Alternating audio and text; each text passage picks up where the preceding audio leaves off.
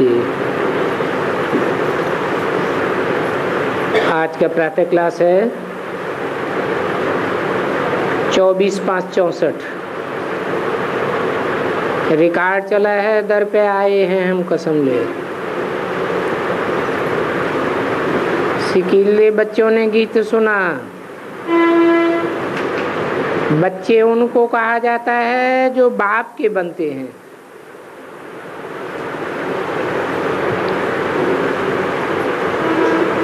और बाप ने समझाया है ये अंतिम मर जीवा जन्म जीते जी बाप का बनना है।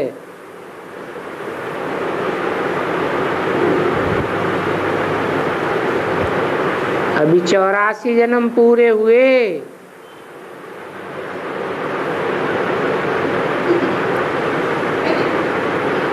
अब इस कल्प में अगला जन्म नहीं होना है, तो अंतिम जन्म में तो बाप का बनना चाहिए ना। ये तो बच्चे जानते हैं, श्रीमत गाई हुई है। श्रीमत भगवान वाच, उस गीता में कृष्ण का नाम डाल दिया है, परंतु है तो शिव बाबा। शिव बाबा के बाद फिर ब्रह्मा, फिर कृष्ण आता है। तो श्रीमत कृष्ण की नहीं कहेंगे,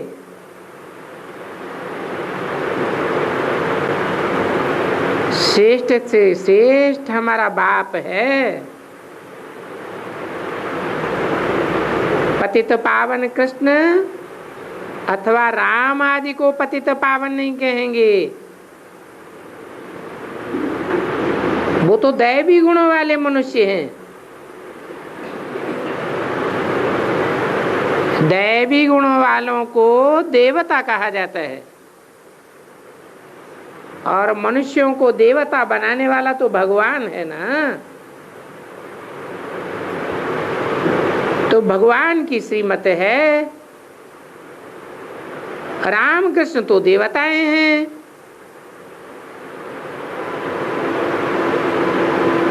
हैं तो मनुष्य ना। तो मनुष्य को पतित पावन नहीं कहा जाता है। सतयुग में ऐसे नहीं कहेंगे हे पतित पावन आओ। क्यों नहीं कहेंगे? क्योंकि वहां तो है ही सब पावन।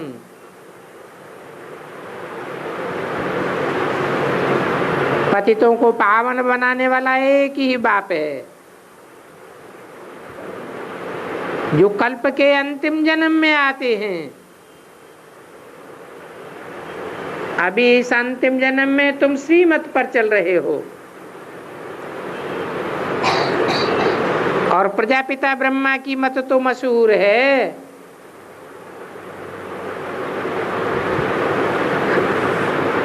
श्रीमत भी मशहूर है,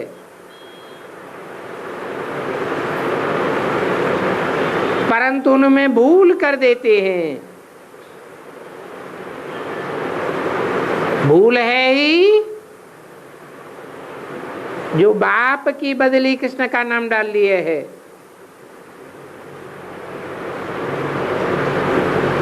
जो निराकारी धर्म वाले हैं उनका का तो एक ही बाप है। कृष्ण को तो सब नहीं मानेंगे। क्रिश्चियन लोग तो क्राइस्ट को फादर मानते हैं,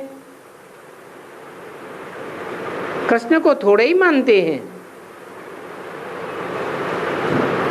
सब क्रिश्चियंस हैं क्राइस्ट की मुखवंशावली।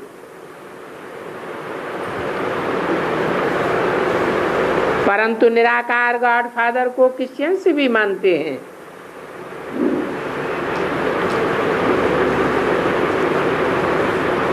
वो निराकार शिव बाबा करके तुमको अपना बनाते हैं।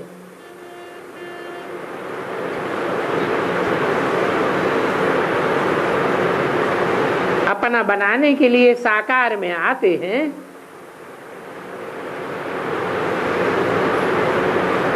कहते हैं तुम सिर हथेली पर रख करके बाप के बने हो, बाप के बने हो बाप के डायरेक्शन पर चलने के लिए। तो बच्चों को बाप को मत देने की दरकार नहीं रहती है, क्योंकि बाप तो खुद मत देने वाला है। ऐसे नहीं कि बच्चे बाप को कहेंगे ये क्यों करते हो, गोद में क्यों लेते हो। नहीं, ये तो सब बच्चे हैं ना। शिव बाबा तो नामी ग्रामी है, वो जो कुछ भी मत देंगे, वो जो कुछ भी करेंगे वो तो राइट यस ही करेंगे।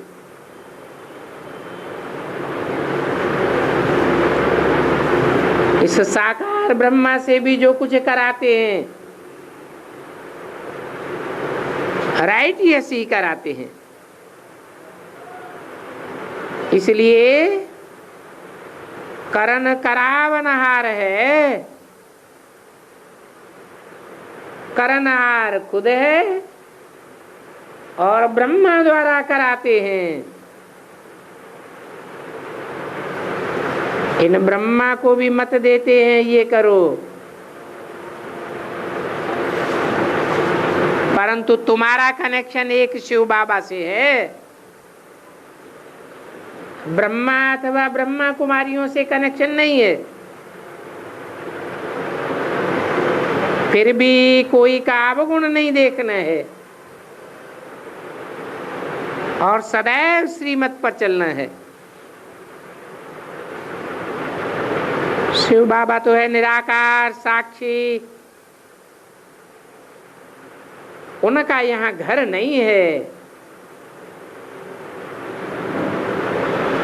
तुम यहाँ पुराने घर में रहते हो, फिर वहां नए घर में स्वर्ग में जाकर के रहेंगे। शिव बाबा कहते हैं नई दुनिया में मैं तो नहीं रहूंगा, मैं तो इस समय संगम युग में थोड़े टाइम के लिए आता हूं।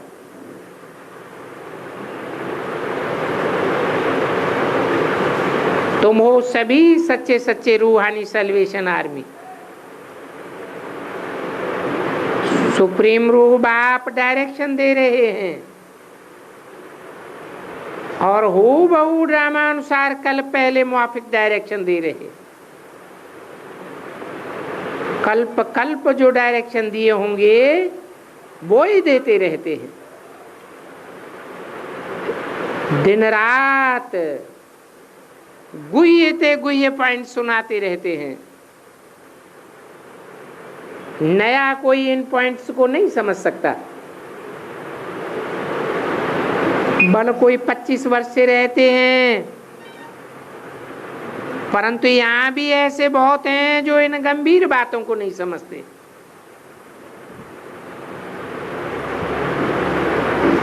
बाप रोज नया ज्ञान सुनाते हैं। कराची से लेकर के मुल्दी निकलती चली आई है।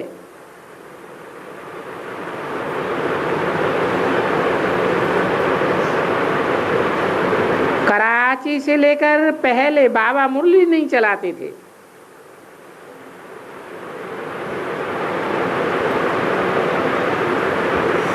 रात को 2 बजे उठकर 10-15 पेज लिखते थे और बाप लिखवाते थे। फिर बाद में उसकी कापियां निकलती थी।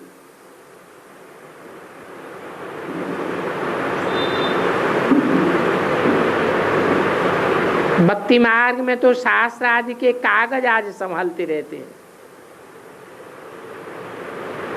दिन प्रतिदिन बड़ी बड़ी किताबें छपाते जाते हैं, कितनी कितनी बायोग्राफी बनाते हैं, वो फिर पढ़ करके रखते हैं।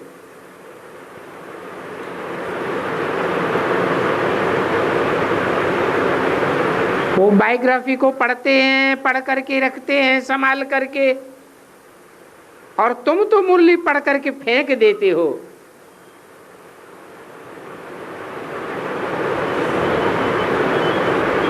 नहीं तो ये वर्षंस रखने चाहिए हमेशा के लिए।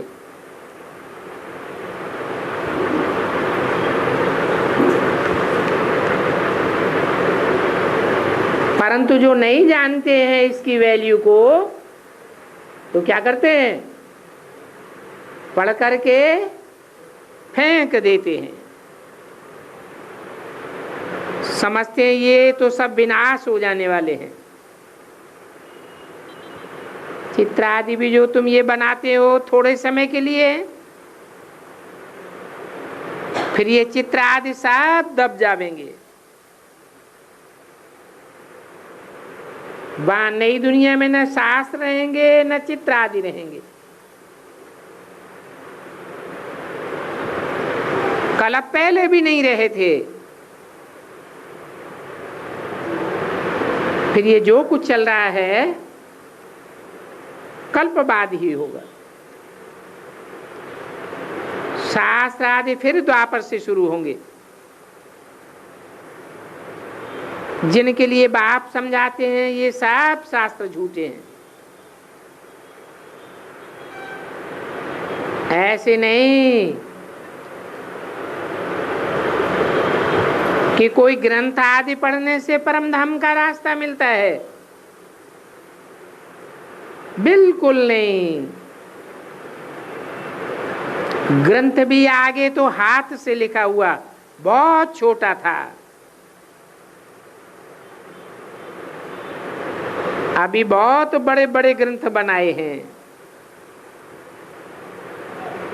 और दिन प्रतिदिन बड़ा बनाते जाएंगे।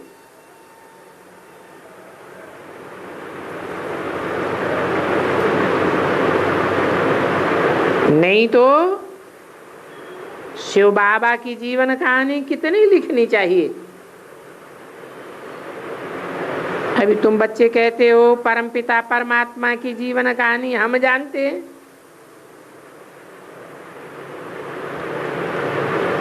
बाप बैठ समझाते हैं कि मैं भक्ति मार्ग में क्या क्या करता हूं। भक्ति मार्ग में भी मैं इंश्योरेंस करता हूं। भक्ति मार्ग में मनुष्य ईश्वर अर्थ दान पुण्य करते हैं ना, कहते हैं ना इसने दान पुण्य किया है ईश्वर अर्थ, इसलिए ईश्वर ने बड़े बड़े घर में जन्म दिया है। भक्ति मार्ग में भी बहुत धर्मात्मा होते हैं। ईश्वर अर्थ है, श्री कृष्ण अर्थ है, दान पुण्य करते ही रहते हैं। बाबा फिर कहते हैं मैं बच्चों को दूसरा जन्म में उसका अल्पकाल के लिए फल देता आया हूं।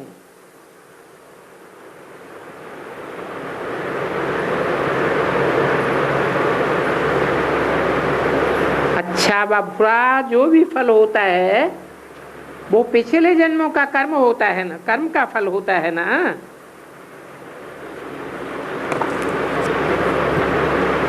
तो देखो बाबा भक्ति मार्ग में भी कितना बड़ा इंश्योरेंस हुआ। 24/5/64 की वाणी का दूसरा पेज।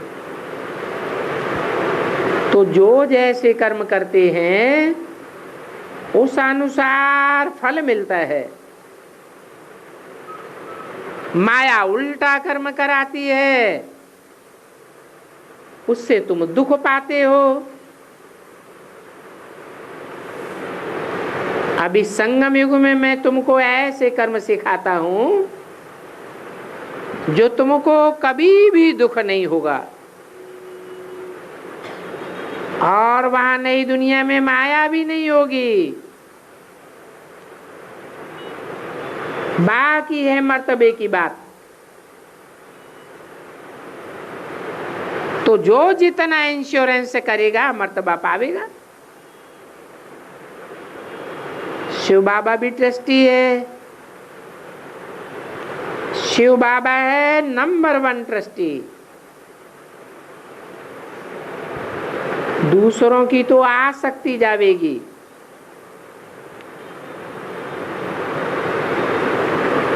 कोई तो ट्रस्टी ऐसे होते हैं जो कोई का खाना ही खराब कर देते हैं। और बाप तो देखो कैसा ट्रस्टी है, कहते हैं ये सब कुछ बच्चों के लिए है। तो तुम्हारा सारा कनेक्शन शिव बाबा से है। बाप कहते हैं मैं सच्चा ट्रस्टी हूं, ऐसा ट्रस्टी हूं कि मैं खुद सुख नहीं लेता हूं और बच्चों को सारी राजधानी दे देता हूं।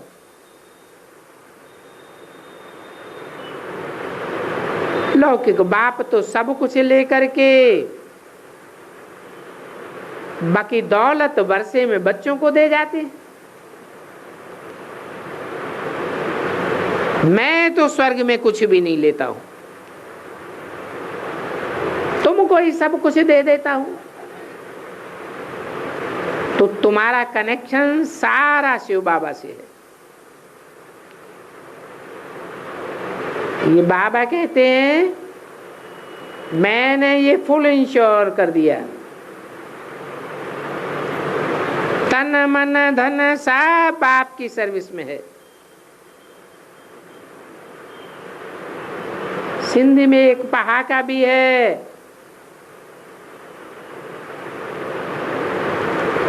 हाथ जिनका पहले ऐसे होता है तो पहला पूर को वो पहुंचेंगे। बाप के पास सब इंश्योरेंस करना है। 2 मुट्ठी चावल दे तो महल बन गया। अभी देखो मकान बना है, कोई ने 1 रुपया भेजा कि हमारी ईंट लगा दो ना। बाबा कहे अरे तुमको तो सबसे अच्छे महल मिलेंगे, क्योंकि तुम तो गरीब हो ना। मैं हूं ही गरीब निवास। गरीब का 1 रुपया और साहूकार का 10,000, दोनों को एक ही मर्तबा मिल जाता है। परंतु यहाँ साहूकार तो बहुत मुश्किल से आते हैं। सबसे जास्ती कन्याएं तो बिल्कुल फ्री है। और कन्याओं में देखो नंबर 1 मम्मा गई है।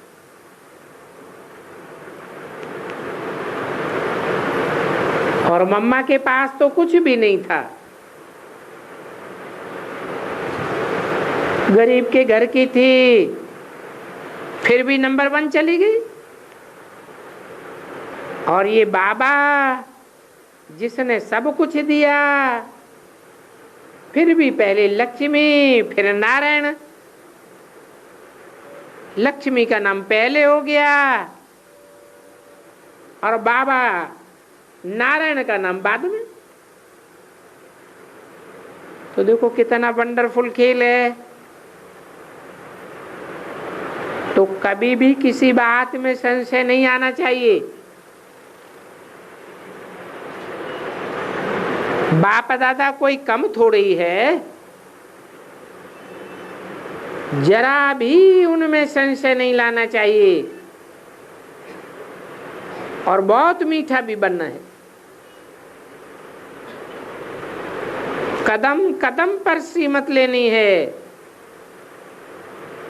श्रीमत नहीं लेते हैं तो माया बहुत नुकसान कर देती है। कितने बच्चों को डायरेक्शन देने पड़ते हैं। तो बाबा कहते हैं अपना पूरा समाचार लिखो। बाबा हर प्रकार की संभाल करेंगे। बाबा को तो बहुत ख्याल रहता है कि कहाँ ये बच्चा चढ़ जाए। पढ़ाई पर पूरा अटेंशन देना चाहिए, क्योंकि हम हैं मोस्ट बिलीवेड गॉड फादरली स्टूडेंट्स। और भगवान वाच भी लिखा हुआ है। परंतु भक्ति मार्ग में कृष्ण का नाम डाल दिया है। और कृष्ण भी तो सब मनुष्यों से ऊंचते ऊंच ठहरा। फर्स्ट प्रिंस है ना।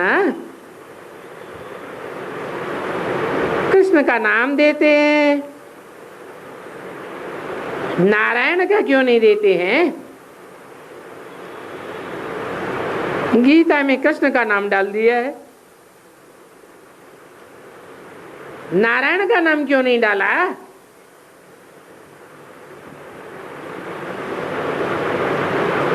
कृष्ण तो बालक है, छोटेपन में नाम कृष्ण है ना।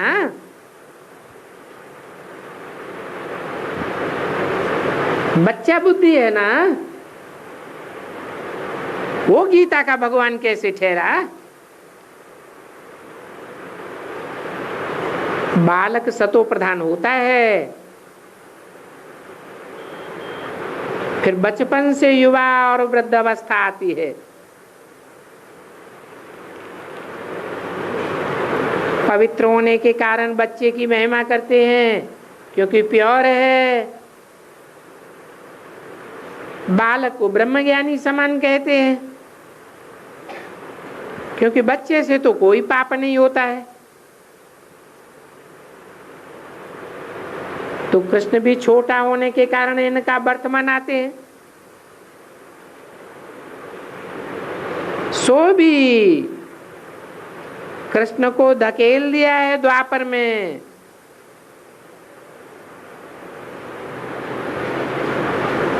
क्यों धकेल दिया है द्वापर में? हैं?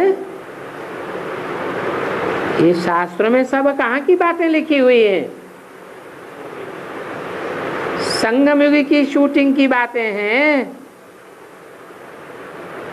संगम युग की शूटिंग में कृष्ण द्वापर युग में दिखाया हुआ है। परंतु ये सब बातें बाप बैठे डिटेल में समझाते हैं। ऐसा दुनिया में कोई नहीं होगा सिवाय तुम ब्राह्मणों के, जो इन बातों की गहराई को समझ सके। तो कहा जाता है ब्राह्मण होते हैं उत्तम। अभी तुम संगम युग में ब्राह्मण बने हो ना। तुम ब्राह्मण ईश्वरीय संतान हो। सतयुग में तो तुम दैवी संतान बनेंगे, ईश्वर की संतान तो वहां नहीं होंगे। ईश्वर से तो जरूर स्वर्ग की प्राप्ति होगी। ये है तुम्हारा अति अमूल्य दुर्लभ जन्म। परंतु ऐसा दुर्लभ जन्म सभी का तो नहीं हो सकता। ये ऐसा ड्रामा बना हुआ है, जो सब ऐसा दुर्लभ जन्म नहीं पा सकते। कि सीधे 16 कला संपूर्ण स्वर्ग में चले जाएं,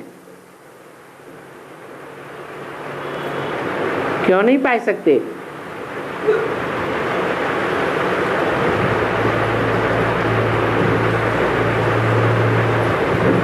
क्योंकि बहुत ऐसे हैं जो और धर्मों में चक्कर काट करके आए हैं, और धर्मों से कन्वर्ट होकर के ब्राह्मण बने हैं, तो उनको समझने में लंबा टाइम लग जाता है। उनका ऐसा ड्रामा बना हुआ है, जो कल पहले पढ़े थे वो ही पढ़ रहे हैं, नहीं पढ़े थे, बाप से पूरी पढ़ाई नहीं पढ़ी तो बीच में टूट गए, औरों से पढ़ाई पढ़ने लग पड़े।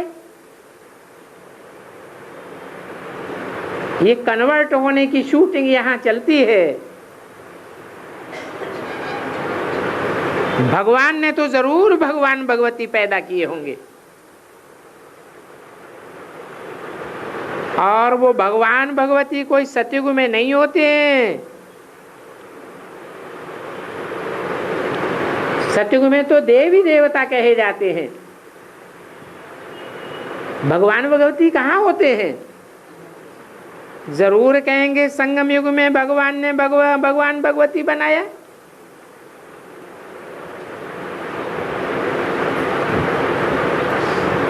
वास्तव में भगवान तो एक ही होता है। कहते भी हैं गॉड इज वन। उस निराकार की ही सारी महिमा है, साकार की थोड़ी ही महिमा होती है।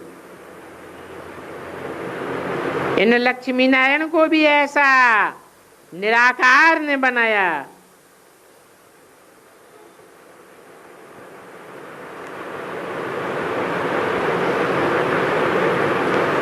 निराकार कैसे बनावेगा?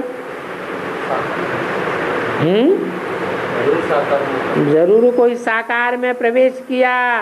जिस साकार में प्रवेश किया उसको आप समान निराकारी बनाया, निराकारी स्टेज वाला बनाया। इसलिए कहा जाता है कि निराकार ने लक्ष्मी नारायण को बनाया। तुम बच्चे जानते हो बाप द्वारा स्वर्ग के मालिक बन रहे हैं। अभी हम राजयोग सीख रहे हैं। बरोबर गीता में राजयोग का ज्ञान है। और जब राजयोग के द्वारा राजाई की स्थापना हुई तो उस समय जरूर सभी राज्यों का विनाश हुआ होगा। सभी पुराने धर्मों का विनाश हुआ होगा। नारकीय धर्म और नारकीय राज्य का विनाश हुआ होगा।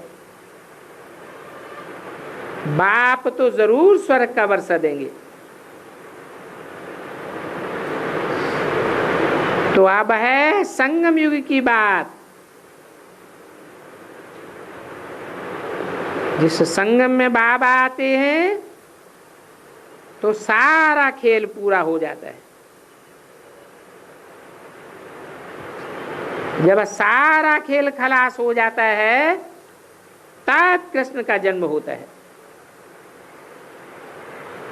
मनुष्य तो बेचारे मुझ गए हैं। तब तो बाप आए समझाते हैं। परमपिता परमात्मा ब्रह्मा द्वारा सभी शास्त्रों का सार बताते हैं।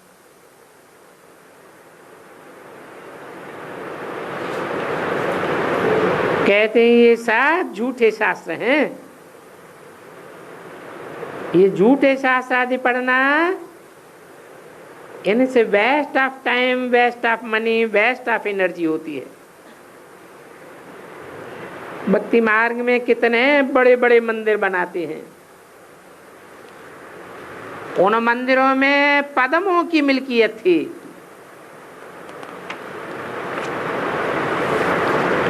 अभी वो सारी मिल्कियत जैसे लोप हो गई। 24/5/64 की वाणी का 3रा पेज। भक्ति मार्ग के शास्त्र पढ़ने में तीर्थ यात्रा करने में, मंदिर बनाने में कितना खर्चा करते गए हैं। खर्चा करते करते सारा भारत कंगाल बन पड़ा। अभी तुम तो जैसे मास्टर नॉलेजफुल हो गए हो, तुम्हारी आत्मा की ही महिमा है। बाप भी आत्मा है, ज्ञान का सागर है, आनंद का सागर है, सुख का सागर है, ब्लिसफुल है।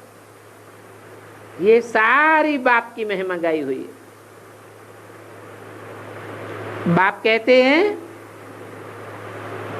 ये भारत तो सबसे अच्छा तीर्थ स्थान है।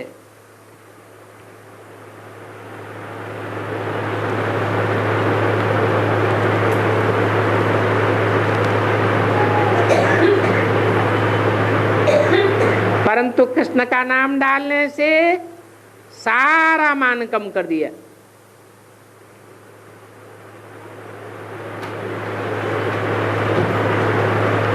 स्थान जड़ होता है या चैतन्य होता है?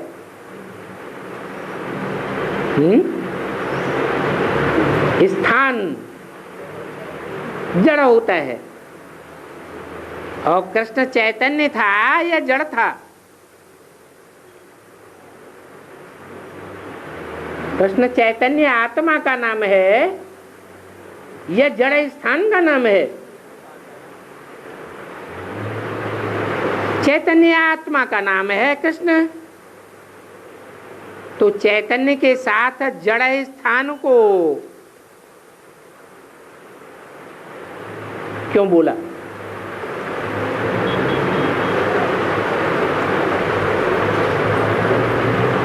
भारत तीर्थ स्थान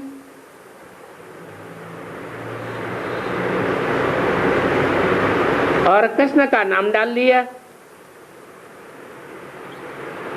वास्तव में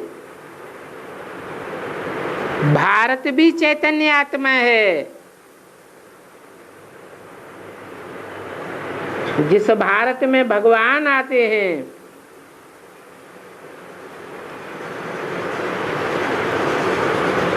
वो ही गीता का भगवान है। परंतु भक्ति मार्ग में कृष्ण का नाम डाल दिया तो बाप की बदले बच्चे का नाम डालने से मान कम हो गया। अगर ऐसा नहीं हुआ होता तो हिंदू, मुसलमान, सिख, ईसाई सभी शिव के मंदिर में जाकर के फूल चढ़ाते।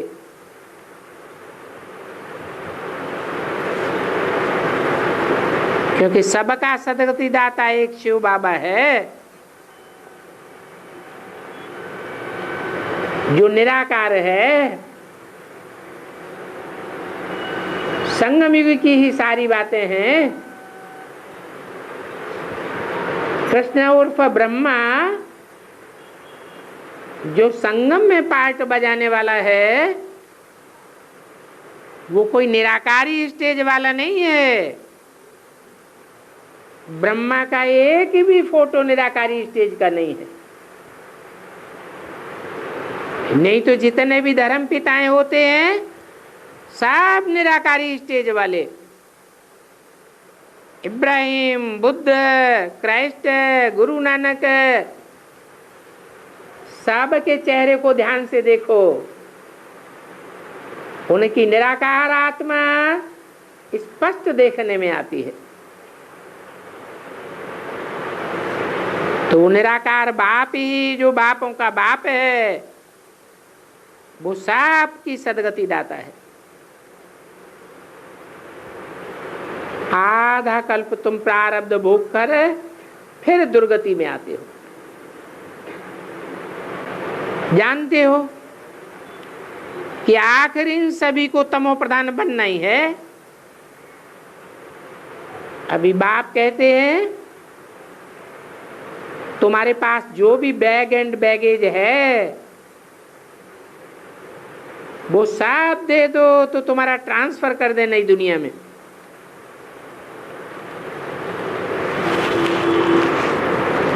मैं ट्रांसफर कर दूंगा, मैं खुद तो नहीं लेता हूं। साफ बात कहता हूं, दुनिया में जो भी मनुष्य होते हैं वो तो अपने लिए करते हैं, फिर ऐसे झूठा कह देते हैं हम तो निष्काम कर्म करते हैं। परंतु निष्काम कर्म, निस्वार्थ कर्म तो दुनिया में कोई कर ही नहीं सकता। जिनको जिनको अपना अपना रथ है वो स्वार्थ में रह करके ही कर्म करते हैं। निष्काम कर्म दुनिया में कोई नहीं कर सकता। और हर चीज का, हर बात का फल तो जरूर मिलता है। मैं तो तुम बच्चों को अविनाशी ज्ञान रतन देता हूं। इन अविनाशी ज्ञान रत्नों से ही तुमने बैकुंठ लाया है।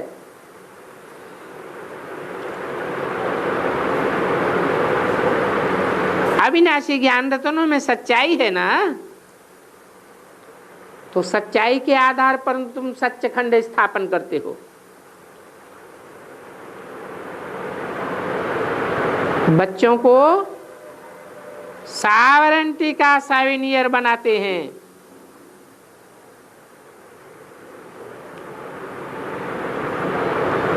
तो वो सावरेंटी लेने के लिए ऐसा लायक बनना चाहिए। तुमको तो स्वर्ग का मालिक बनना है, वो तो भविष्य में बनेंगे। परंतु अभी तो तुमको तीरी पर बहस्त देता हूं। तीरी हथेली को कहा जाता है। ये स्थूल हथेली की बात नहीं है, ये तुम्हारी बुद्धि रूपी हथेली में नई दुनिया का नक्शा आ जाता है। सेकंड में जीवन मुक्ति अथवा सेकंड में बादशाही मिल जाती है। तो कहा जाता है वो दिव्य दृष्टि दाता है। तुम्हें दिव्य बुद्धि का तीसरा नेत्र मिल जाता है। सेकंड में तुम बैकुंठ में चले जाते हो।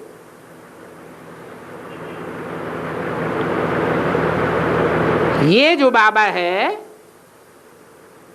ब्रह्मा बाबा, इसके हाथ में तो कोई भी चाबी नहीं है, कुछ भी नहीं है। बाप कहते हैं मैं तुम बच्चों को राजाई देता हूं, मैं नहीं करता हूं। फिर जब तुम भक्ति मार्ग में जावेंगे तो तुमको दिव्य दृष्टि से मुझे बहलाना पड़ेगा। कितनी ही अच्छी रीति सारी बातें समझाते हैं। ऐसा बाबा कल्प कल्प कल्प के संगम युगे एक ही बार आते हैं। क्या कहा है? ये 3 बार कल्प कल्प कल्प क्यों बोला?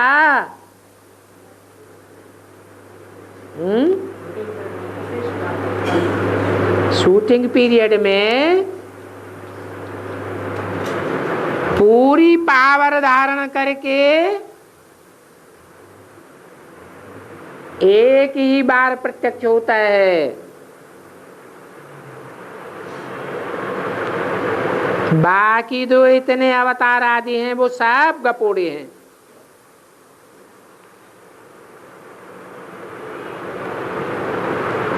दिखाते हैं राम अवतार, कृष्ण अवतार, कच्छ अवतार, मत्स्य अवतार।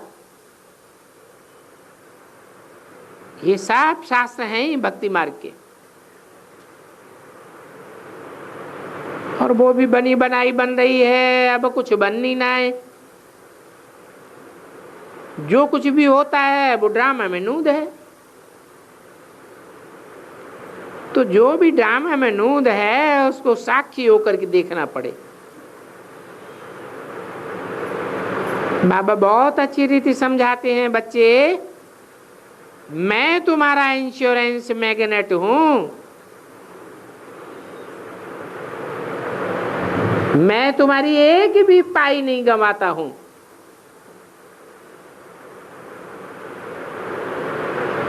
और कौड़ी से तुमको हीरे तुल्य बनाता हूं।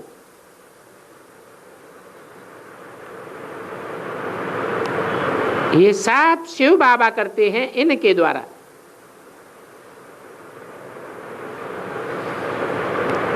करण करावनहार वो है, निराकार भी है और निरहंकारी भी है।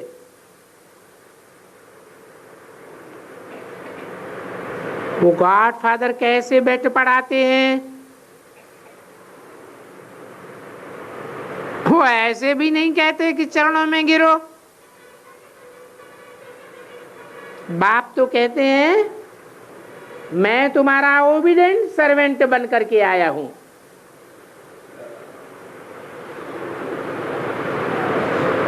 कहते हैं जिनको मालिक बनाया,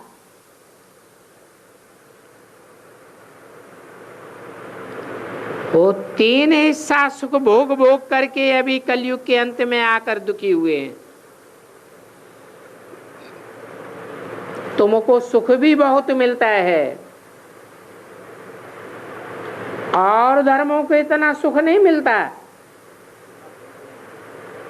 उनको आधा सुख मिलता है, आधा दुख मिलता है, और तुमको 3 हिस्सा सुख मिलता है और 1 हिस्सा दुखी हो जाते हो। तो तुम्हारे इतना सुख और कोई धर्म को नहीं मिलता है। ऐसे कोई भी नहीं कह सकते कि भारतवासियों को इतना सुख क्यों मिलता है।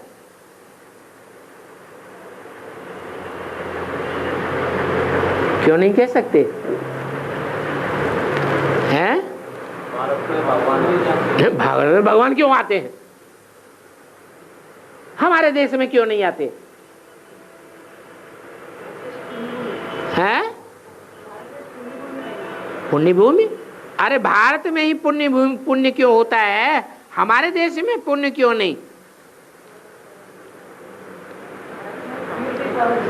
है? हाँ, भारतवासियों में प्योरिटी के प्रति मान है और दूसरे देशों में प्योरिटी के प्रति उतना मान नहीं है। और भगवान बाप तो है ही एवर प्योर। तो जो उस बाप की महिमा गाने वाले हैं, महिमा गाते गाते स्वयं भी वैसे महिमावान बनते हैं। भारतवासियों जैसा पवित्र कोई और धर्म वाला बनता ही नहीं।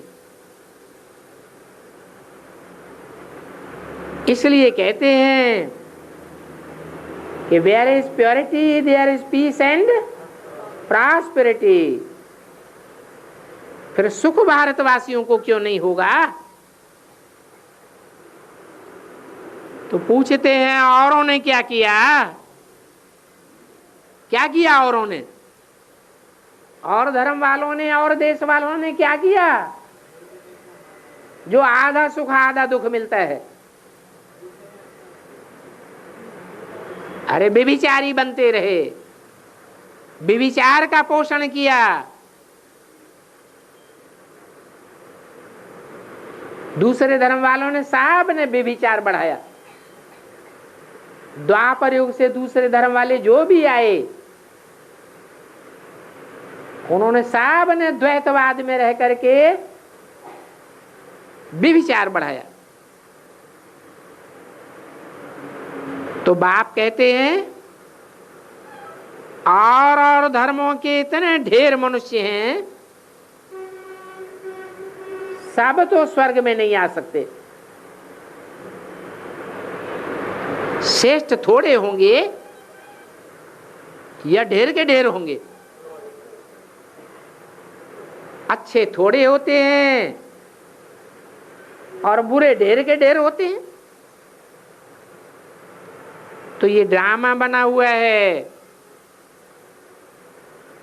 भारत में ही आदि सनातन देवी देवता धर्म था।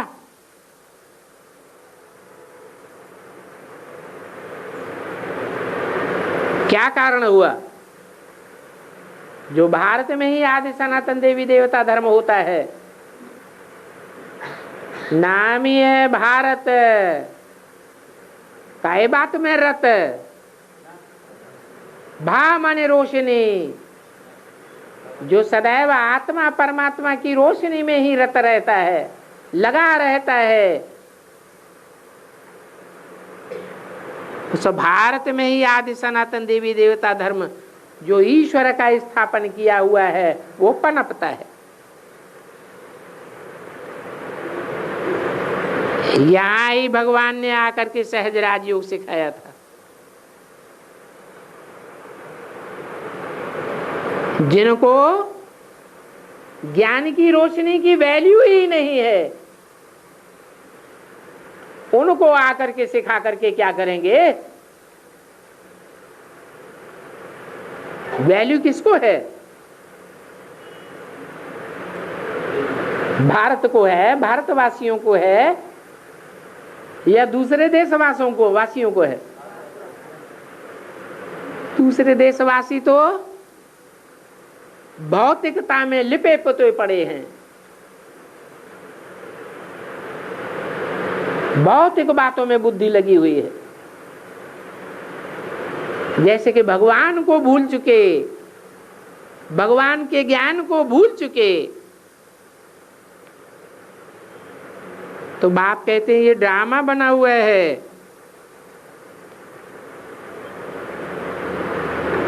अभी मैं फिर से आया हुआ हूं, तुम भी जानते हो कि अब हमने 84 जन्म का पाठ बजाया, अब फिर से हम घर जाते हैं। ये बहुत पुराना चोला हो गया है।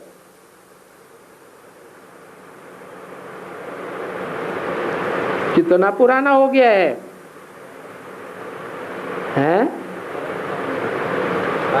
5000 वर्ष पुराना चोला हो गया है। सर्प का मिसाल भी दिया जाता है। हो सन्यासी लोग तो कहते हैं आत्मा सो परमात्मा, आत्मा परमात्मा में लीन हो जाती है।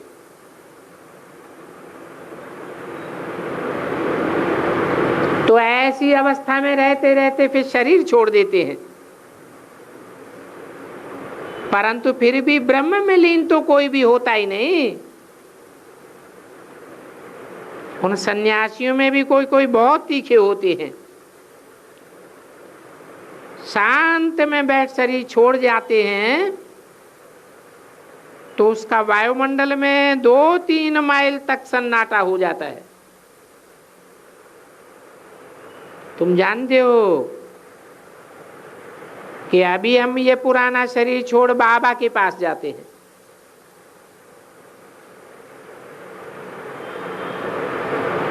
परंतु ये ब्रह्मा तो बाबा नहीं है जिसके पास हम जावें।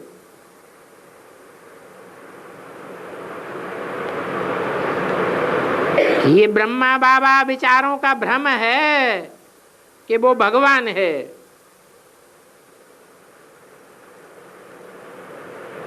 ये हिंदू धर्म का भ्रम है जो गीता का भगवान कृष्ण को समझ बैठे हैं। समझते हैं कि हम हिंदू धर्म के हैं, हम हिंदू, हिंसा को दूर करने वाले हैं। कृष्ण उर्फ ब्रह्मा के फॉलोअर्स क्या समझते हैं? हम हिंसा को दूर करने वाले हैं, और शंकर पार्टी वाले हिंसा को बढ़ाने वाले हैं। वो विष पीने वाले हैं और हम निर्विष बनाने वाले हैं। बाप कहते हैं, अरे तुम अपन को जो हिंदू धर्म के समझते हो,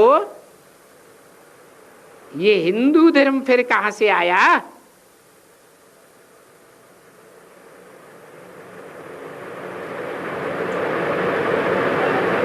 ये तो हिंदुस्तान का नाम है।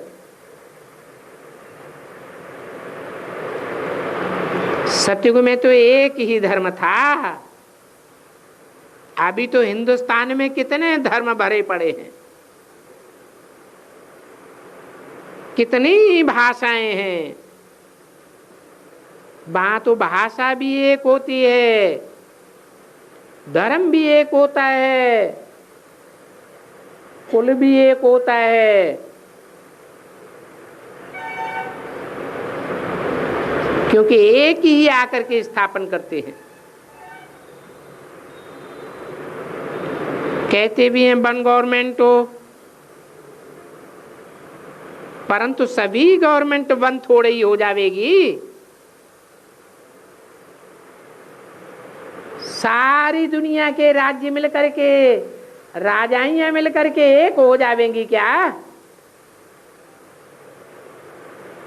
ब्रदरहुड भी नहीं समझते हैं, कह देते हैं वो तो सर्वव्यापी है। अगर सर्वव्यापी कहें तो फादरहुड हो गया, फिर खुद फादर, वो ओ फादर कह करके किसको बुलाएंगे? ये सर्वव्यापी की नॉलेज है, मूर्खता की नॉलेज है। ऐसा मूर्ख माया बनाती है। अच्छा, बाप दादा, मीठी मीठी मम्मा का, मीठे मीठे बच्चों को याद प्यार, गुड मॉर्निंग।